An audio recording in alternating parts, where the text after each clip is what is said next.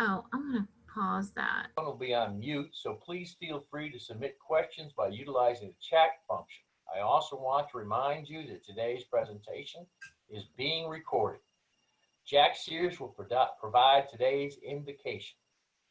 Thank you, President Jerry. Good afternoon, fellow Rotarians. Would you please prepare yourself for prayer in a manner to which you are accustomed as I offer this prayer. Oh God, as we join together as Rotarians and friends today, we acknowledge that wherever we go, we are always in your presence. We pray that our actions may reflect this awareness for whatever our future will bring. If we must face disappointment, help us to learn patience. If we must face sorrow, help us to learn sympathy. If we must face pain, help us to learn strength. If danger, help us to learn courage. And if we must face failure, help us to learn endurance. If we do achieve success, help us to learn gratitude. If we attain prosperity, help us to learn generosity. And when we win praise, help us to learn humility. If we are blessed with joy, help us to learn sharing. And as with good health, help us to learn caring. As we begin our time together today, help us also to learn and live the value of service above self. Amen. Amen. Thank you, Jack. It was great to have some of you join us networking at 11:40 today. I was in the breakout room. Make plans to log in early and join our chat room for some business networking before next week's program. Thank you, Jeannie Terrace, for hosting our virtual social on the 3rd. It was a small group, perfect for networking and getting to know other Rotarians. We will host the next club social at 5 p.m. the first Thursday of October. I am pleased to announce the members of the Rotary Charity Foundation voted unanimously to approve a significant restructuring of the foundation and its governance. A unanimous vote approved the revised Articles of Incorporation, which include renaming the foundation to the Rotary Club of Jacksonville Foundation, Inc. In addition, members unanimously approved revised bylaws, which create a 13-member board of trustees and 4 independent officers to manage the foundation. The foundation will be formally an affiliate of the club and will remain a 501c3 nonprofit corporation created to provide local community support at many levels. You will begin hearing a lot more about the changes in the next few weeks. A very special thank you to Howard Kelly, Michael Fisher, past President Howard Dale, past District Governor Tommy Grimes, and everyone who contributed to the success of this significant undertaking to restructure our foundation. Thank you.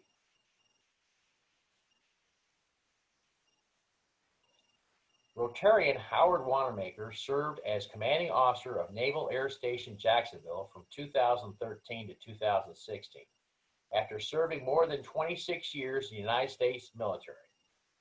He worked as the Chief Strategy Officer and Human Resources Director for Hanatina Automotive in Jacksonville for the past 3 years. But last year, he has been the county manager in Clay County. Howie will introduce today's speaker. Okay, thank you, President Jerry. And good afternoon, everyone. It's with pleasure that I introduce our guest speaker today with over 30 years of experience. And I want to make sure everybody can hear me, correct? Just a thumbs up, perfect. With over 30 years of experience in managing professional hockey teams, including NHL Florida Panthers. He's also been involved in projects that include pro tennis, the Bermuda Music Festival. He's got some neat stories about that. He's been a consultant for several AHL teams and organizations. He's the founding partner of the ECHL Orlando Solar Bears and now the Jacksonville Icemen. He's extremely proud of his team's community involvement and numerous nonprofits and local organizations that he belongs to. I had the met him personally here back when he came into town and was setting up the Jacksonville Icemen, and what a story that has been. And the contributions that the organization has given Jacksonville has just been outstanding, and how they've grown in the community. He also, I wanted to mention, he's going to be talking about sports, obviously locally, COVID-19, and kind of just where sports has taken us lately, and how appropriate here as the opening weekend to the National Football League for him to talk about the NHL and specifically the ECHL. So please join me in giving a warm Rotary welcome to the president partner of the Jacksonville Icemen, Bob Ohrablo. Bob, the floor is yours. Thanks a lot, Howie. You know, when I first got to Jacksonville 4 years ago now, I asked people, who should I meet? And everyone said, Howie Wanamaker is your guy. You got to say hello to Howie. So, you know, I've been honored and privileged to call Howie a friend since then. So I appreciate that. Howie's the reason I'm in the Rotary Club as well. And today I play the role as a speaker. Tomorrow I'll find some speakers for you, I promise. But no, thanks a lot, everyone. You know, sports plays such a key role in our society, sports and entertainment, and they're really in our business. They're the same, but they play such a key role. They bring communities together. They work hard in their communities to benefit their communities, and they really just create a diversion sometimes from everyday life. You know, obviously, like every other part of our existence these days, COVID-19 has had some serious effects on the sports world, you know, and the entertainment industry. I think the key effects that they has had three costs to it. One is economics, and I'll talk about that shortly. Two is to the athlete, and three is to the fan.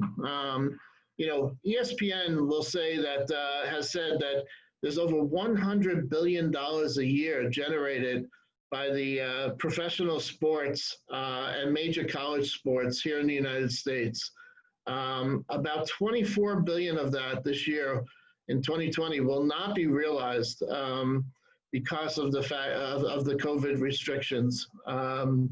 And when you add in jobs that are created by sports organizations, whether they're direct or indirect, for instance, by the Icemen not playing, there's a ton of ushers and security and people that get hours working at the arena that are not able to get the hours.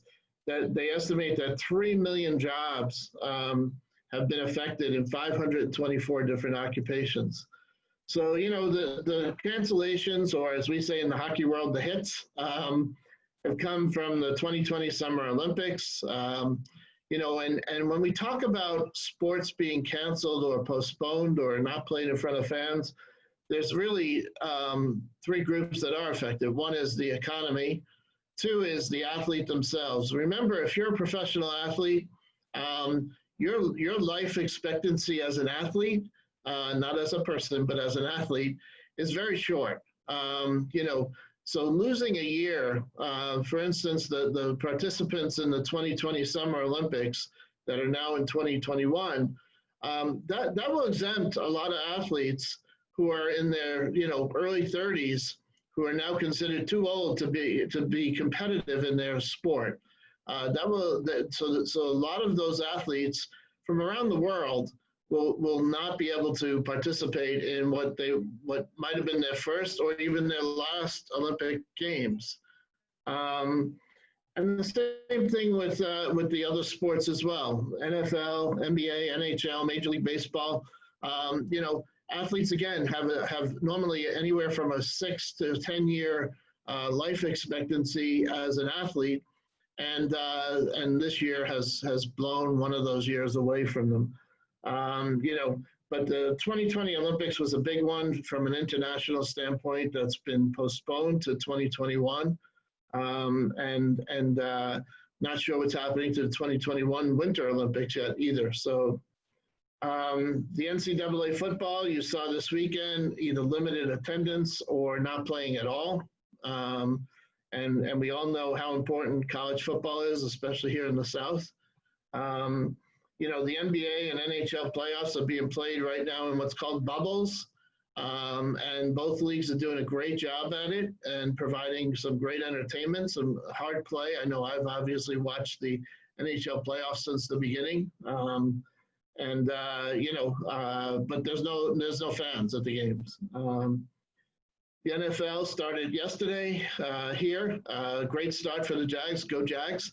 It's nice to see them come up with the win.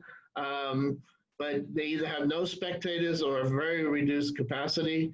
The games go on because of TV. Same with the NHL and NBA and Major League Baseball.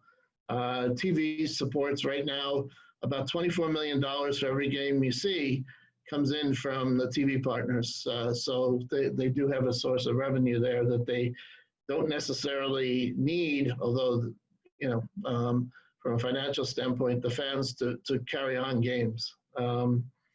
And Major League Baseball has an abbreviated season with no spectators. It's kind of weird to watch, but they are selling these. You can represent yourself as a cutout at some Major League Baseball stadiums, and actually a few of my staff here are big baseball fans, and they bought cutouts, so they're attending all the Mets and Yankees games right now, even though they don't know it.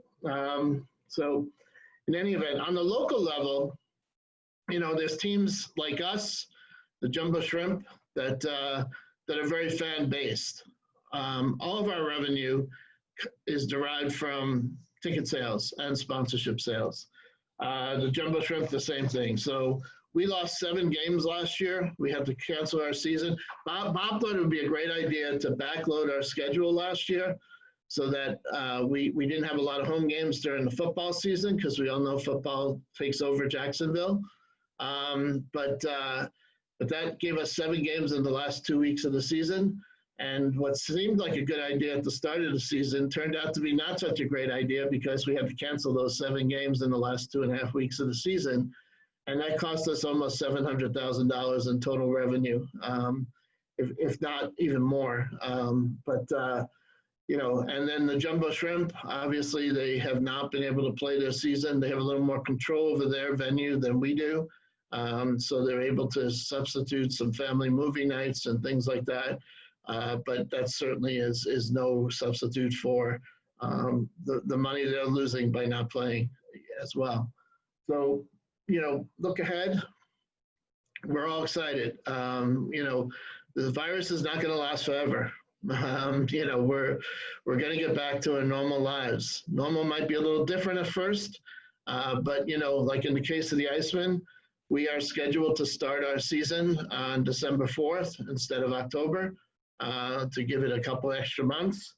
The fans will be asked to wear masks. There'll be entry and egress restrictions. There'll be restrictions on attendance, although with our building being a 13,000 seat building, and we don't usually use the upper half, we can open the whole building and still keep pretty close to the capacity that we are at now by just using the lower half. And the real thing that we want to try to convey to our fans, and if you go onto our Facebook, our fans are dying to see hockey. They want to see the Icemen. Our fans are, I'm going to say, the most passionate fans in the league, and they want to see us play. They got cut short last year. We were on a nice playoff ride, and we had won 4 straight games, and we were just knocking on the door making the playoffs. And then all of a sudden we're gone. We made a decision as a league to end the season, and remembering that most of our players are 19, 20, 21, 22, 23-year-old kids. They wanted to get home before any borders closed between here and Canada. A lot of our players are Canadian, so we didn't want them stuck here and away from their families during this international health crisis. So we closed the season up, but our fans are saying they want to come back. So when they do come back, they're all going to be coached in how we are all in this together.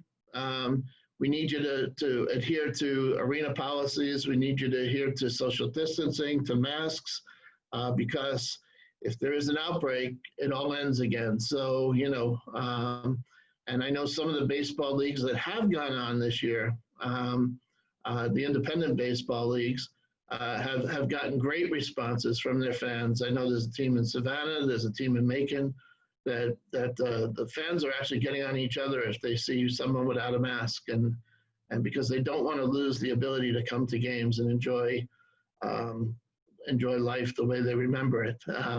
So we're going to have an all in this together attitude. We consider our fans and our sponsors family. They all know they're part of the Icemen family, and our job is to keep all our family members healthy and keep them coming to the arena cheering for the team. So, we've now finished 3 seasons here, and we're about to announce with the city a long-term extension of our lease, so that we're here for many, many more years. One of my goals when I got here was to have a 100% locally owned sports team, because no other team in this market has that. And we achieved that goal last summer, with Andy Kaufman buying the majority share, but also some minority partners, including Daniel Murphy, one of the more famous Jacksonvillians around, still playing for the Colorado Rockies, and playing well despite his 30-something years of age, as we tease him. So we have a fully locally owned team here now. We have people that are being very involved in the community, our ownership group, not just our players and our staff. And that's what we wanted to do. It's nice not to be asked the question anymore, how long is the Icemen going to last here?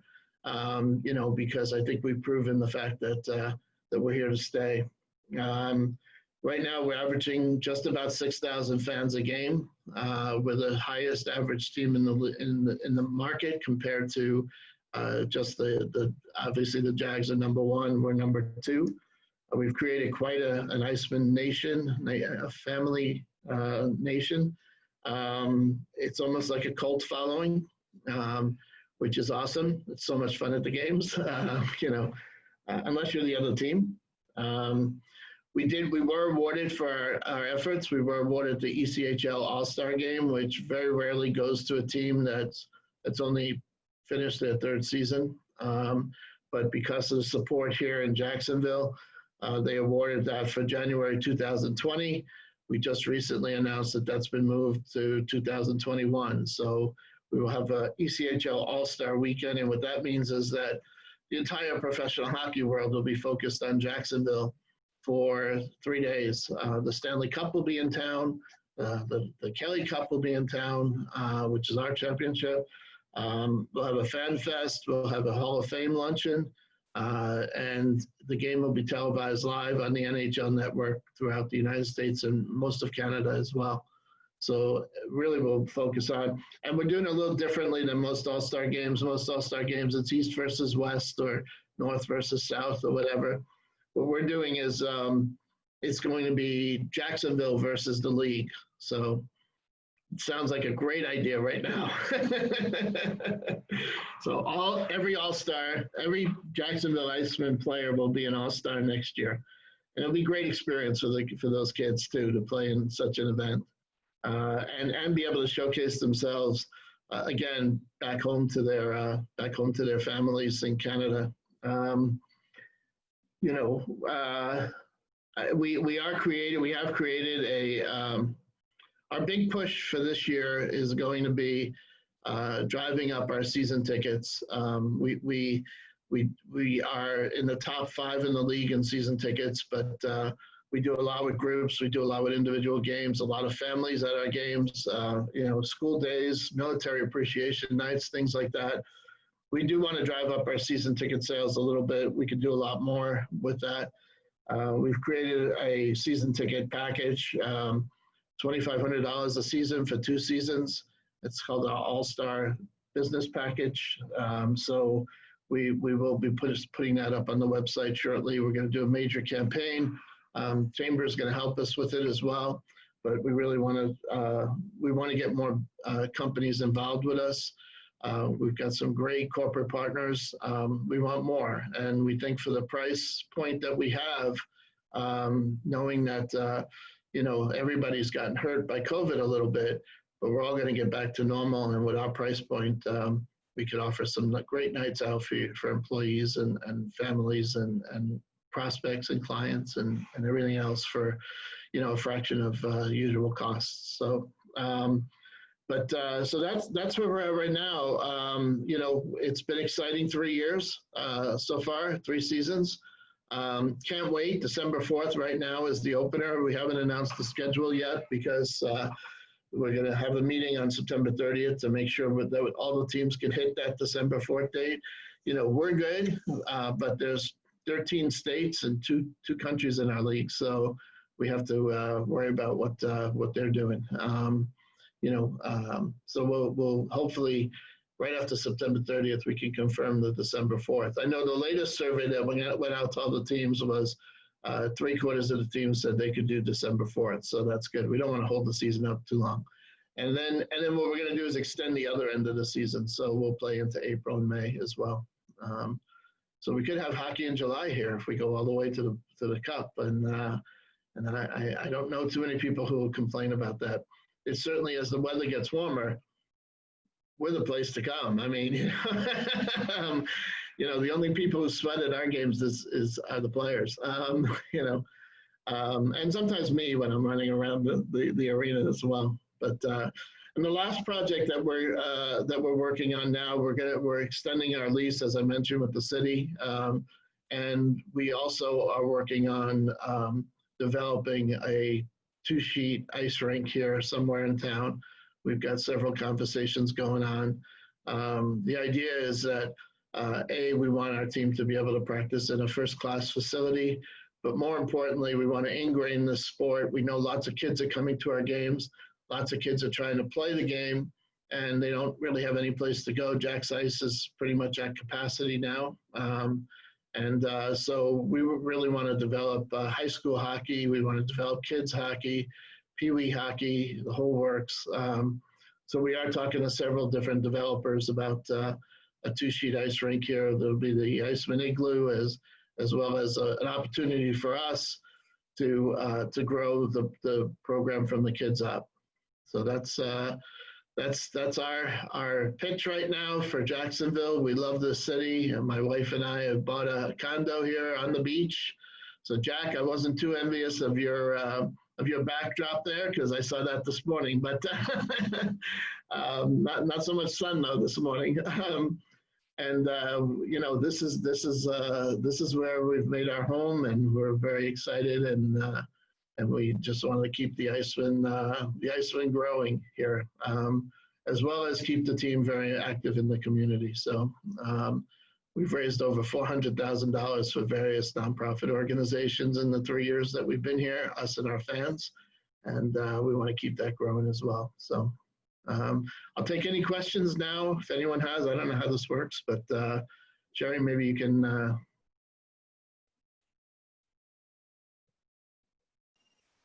Do I just go down here for the questions? All right. Okay, yeah. President Jerry will come on and address Okay. questions. All right.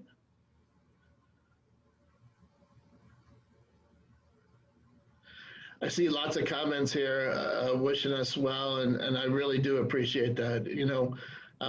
For me, it's so much fun to see to watch this community start out. Our first game was sold out at the arena, and it was fun to watch people really start to develop a love for hockey, for the Icemen, for just the entertainment that we provide. People are now realizing when to cheer, when not to cheer, and stuff like that. And that's the first game was so much fun to watch. But now people are, you walk around the concourse in the first game and everybody was wearing the Pittsburgh Penguins jerseys or the New York Rangers jerseys or wherever they came from, Detroit Red Wings. but now they're wearing Icemen jerseys, and that's even more fun to watch. So So we Bob, really appreciate that. I'll read the first one's from Jack Sears, and Okay. Jack says, Bob, no question, but a comment. Thank you for the Icemen. Our scouts and the families look forward to Ice Hockey Scout Nights. It's one of the largest events that we do. You have a great product and great family fun. Thank you for what you do. We will be there this season with mask on and following all the rules. That's great. I know that our scout night is, we do a couple of scout nights a year, and we also raise a lot of money for the scouts through those nights too. So, it's a great relationship that brings kids in many times for the first time. They want to come because they're packed with their troops coming, but we can also give back, and those are great nights. Those are fun nights. So then Bill Sorensen also has a comment, and the Iceman is terrific family entertainment in terms of COVID conditions. However, how will you manage the players as the season opens, housing, etc.? Good question. We just got, last week, we got a 22-page protocol from the ECHL that was developed by the NHL on managing players. We provide housing for our players. That's part of the deal. We are actually going to rent a few extra apartments this year, so that if a player does get test positive for COVID or exposed to COVID, they can be isolated from the rest of the team. The rules at the arena and on the buses, because again, we're mostly a bus league, and the league is working on a revamp of the schedule to make sure that our travel can be cut down.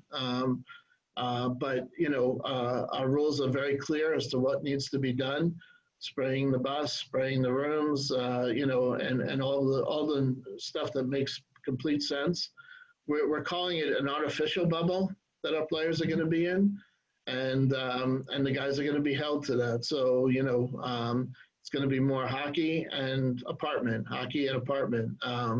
and going to ask the kids not to go to the nightclubs or the restaurants and stuff, and hopefully they'll take that seriously. Hockey players are fairly easy to control, which is nice. So that's how we're going to be doing that. But I think it was 22 or 28 page document that I sent over to our team doctor and our trainer and said, here, let me know what we need to do to get this done. So then Renee Parento has the comment, looking forward to the first game in December. And Linda Limar says as well, looking forward to the 2021 season. Love the Icemen. Howie Wanamaker has a question. Could you address self-expression during the games, i.e. clothing, names, and actions that have not occurred in the past? What does the league say to this self-expression? Yeah, Howie, you and I talked about this today, and it's true. It's something that makes us all a little on edge sometimes. We want the players to appreciate what they have, what we're offering them here in this town, especially. This is a city that's comprised of a lot of military veterans, people who have fought hard for this country, and we're going to ask the players to keep the self-expressions to themselves. We can't necessarily guarantee that's going to happen, but we are going to do whatever we can to make sure that they realize the pride that we all have in our country. And even if you don't agree with something that's going on in the country, I think there are some legitimate arguments, but don't disrespect the anthem or the flag, please. We did ask the players, because our season kind of ended at the tail end at the beginning of a lot of these expressions in the major league sports. And we did ask the players, and we didn't ask them not to do it. We asked them why it's not right to do it. We told them why it's not right to do it. And we never had any issues, and I don't think we'll have any issues this year, especially. So that's how we're going to do that. The NHL has had no issues at all during their playoffs. So a lot of the players being from Canada don't always understand what the whole thing's about. But they are addressing the racial issues that the players could have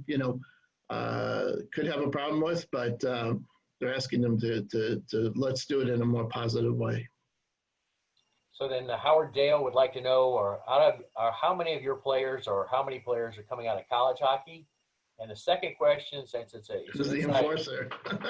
Yeah, who is your enforcer? That's a good question. We had last year, I think we had 4 guys on the team, 4 or 5 guys on the team that came out of U.S. colleges. Brendan Warren was our best.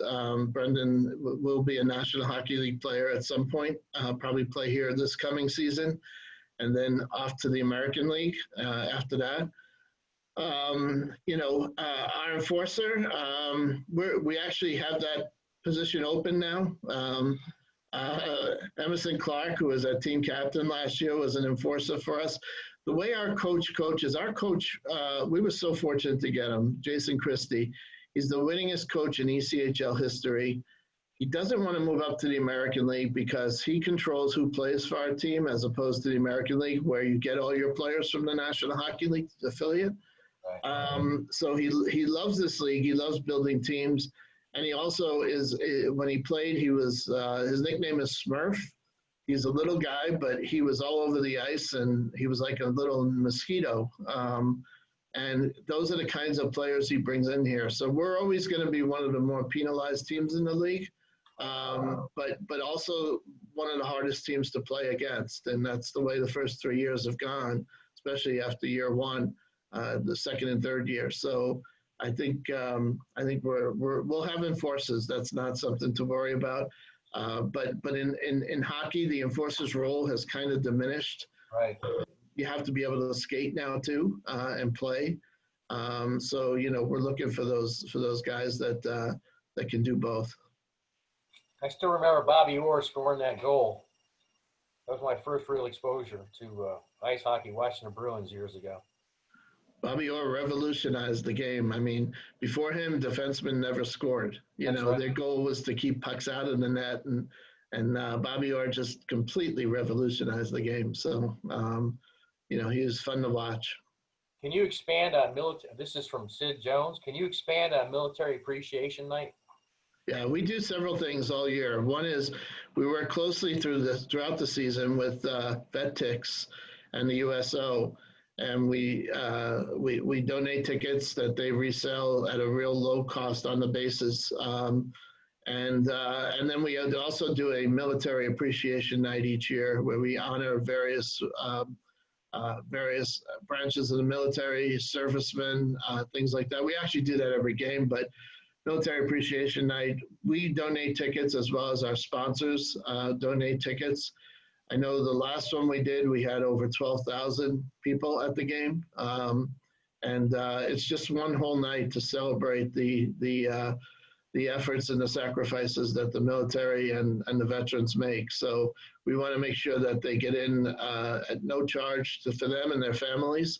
And we work closely with VetTix, USO to distribute the tickets. And then as well as some other military organizations. So we have a couple more. Here's an administrative comment. It has nothing to do with you, but I want to get it out there. Sherry's right. We have committee meetings after this. If you plan on staying on, please just stay on the call if you're going to be in a committee, and we'll do that through breakouts. I know this kind of takes you right out of what we're talking about, but that's after we get done doing this.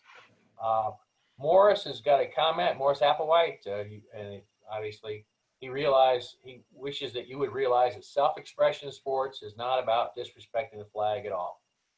And that's his comment. I agree with that 100%. Listen, the athletes that are doing what they're doing, whether they're locking arms or kneeling and stuff, they have something that's there, that's real, that needs to be addressed as a country. And I don't believe it is about disrespecting the flag. But there are people in the audience who do, and we just want everyone to come to a game, enjoy themselves, and not get upset because of what someone's done on the ice or on the field. But hopefully there's ways, and the NHL is doing a great job of this now, of communicating their messages throughout the game, and that's what we want to focus on. the kneeling and the other motions that have been going on, I think have kind of distracted from what the real issue is. And I think the real issues need to be addressed. So then we have a couple more comments. People are thanking you, but the other question is, what kind of other unique promotion nights are scheduled for the upcoming year?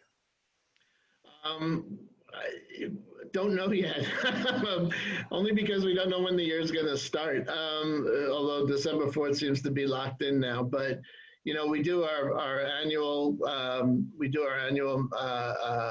guns and hoses game, police versus fire.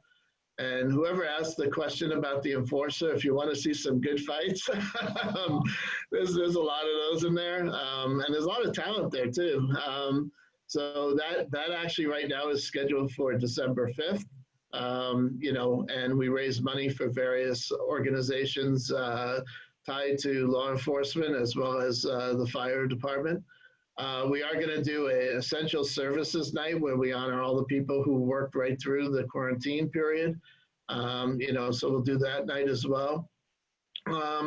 We still may do, we were supposed to do it the last game of the season last year, is bring the guys in from the movie Slapshot. And we may do that this year, or we may put that off to next year. I'm just not sure yet. And then we do our most popular nights in terms of real hardcore fans are the Wednesday nights, $2 beer and wine nights. We'll continue that this year. And then we'll add some more promotions as we go along as soon as dates are firm.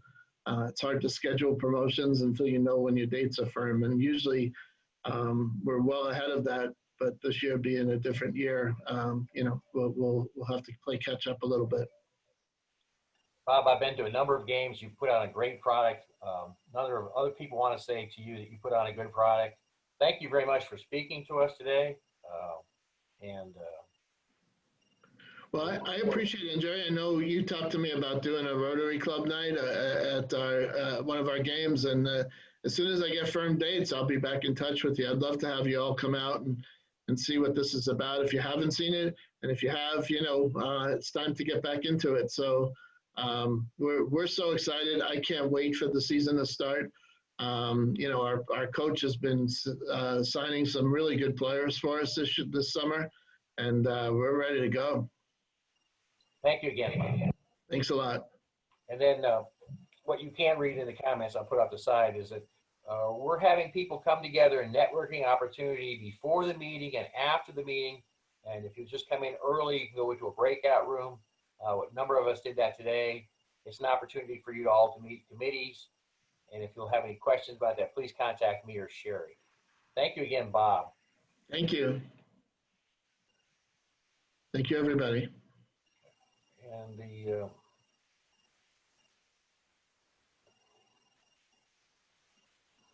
want to thank those who attended the grant management training earlier this month. Our club has been awarded another grant from the district. We are pleased that the district has committed $14,000 and change of the $15,000 we requested to fund our match at Hubbard House for the purchase of a new van that is very much needed. And Jim Agee and the rest, Jeff Lane, Josh, David, Doug, all the people who worked on this, great job. We need a few volunteers who are tech savvy that can help us with a few projects for the club. If you are Zoom proficient, we could use your help. We also need backup support for our website updates. If you can help, please let me or Sherry know. Here's the second thing. This is about the committee meetings. Today, immediately following this meeting, our Zoom platform will remain open. We have 2 meetings that will be taking place in breakout rooms. If you want to have a committee meeting and you need to do it, this is an excellent place to do it. The Zoom platform works well. Those serving with Marie Nagy on the committee to develop the new policy and procedures manual for the club need to remain on this call after I adjourn the meeting and enter the meeting by clicking on the pop-up, join meeting when prompted. A pop-up will show up, you'll hit join meeting. Those attending today's new member orientation will have a pop-up on their screen, which will allow them to attend the new member orientation meeting. If you plan to be in a meeting and you have not seen a pop-up box allowing you to join the meeting, please notify us in the chat box. Again, this area will remain open. If you need to communicate with us, please type in the chat area of your screen what your question or need is. Please be sure to mark your calendar for our district seminar on October 24th. We'll post more information as that becomes available.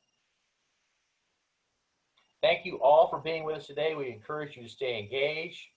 Please join us next Monday for a Zoom meeting at noon, where we'll hear from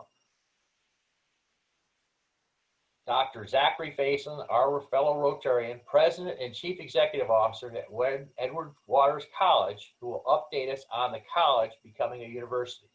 This concludes our meeting. Thank you for joining us. Stay on the call for those of you who are joining those individual meetings. Thank you.